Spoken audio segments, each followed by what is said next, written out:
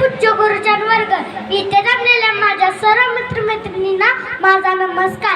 आज 14 April Bharat Ratna doctor Babasaheb Ambedkar यांची जयंती.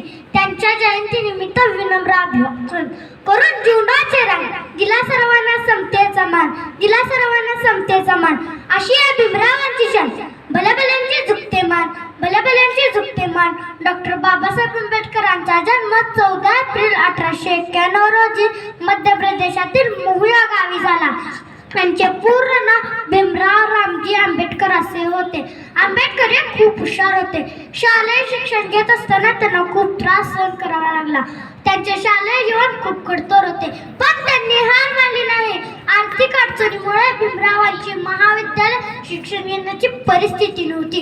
महाविद्यालय शिक्षण घेण्यासाठी त्यांना शिष्यवृत्ती मंजूर झाली. पुढे त्यांचे शिक्षण सुरूच राहिले. तसेच त्यांनी परदेशात जाऊन उच्च शिक्षण घेतले. परदेशात जाऊन PhD पदवी मिळवणारे ते पहिले भारतीय होते. त्याच्याबरोबर त्यांनी अनेक पदव्या मिळवल्या. त्यांच्या या शिक्षणामुळे कोणी म्हणतात भीमराव तर कोणी म्हणतात बाबा, कोणी म्हणतात भीमराव तर कोणी म्हणतात बाबा.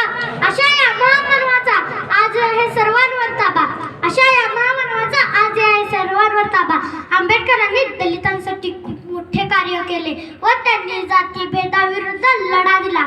दलितांना पाणी पिण्याचा हक्कही नव्हता.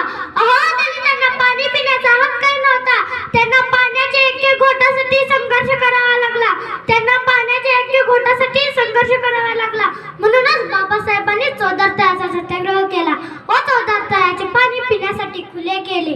सामाजिक कार्य करत असताना त्यांनी दलितांना शिका, संघटित व्हा व संघर्ष करा असा संदेश दिला.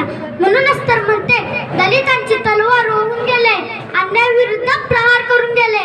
दलितांची तलवार रोवून गेले, अन्यायाविरुद्ध प्रहार करून गेले.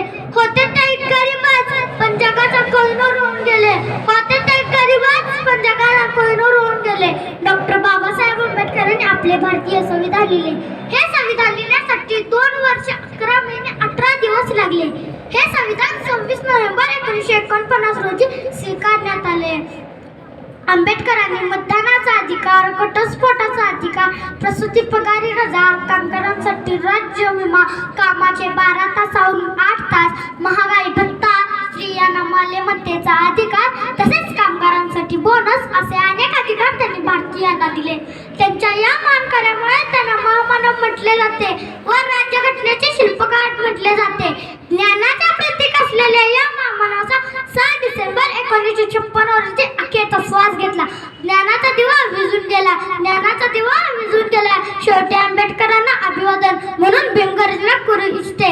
विश्वभूषण, विश्वरत्न, भारतरत्न, बोधिसत्व, महानायक, महामानव, युग पुरुष, क्रांती सूर्य,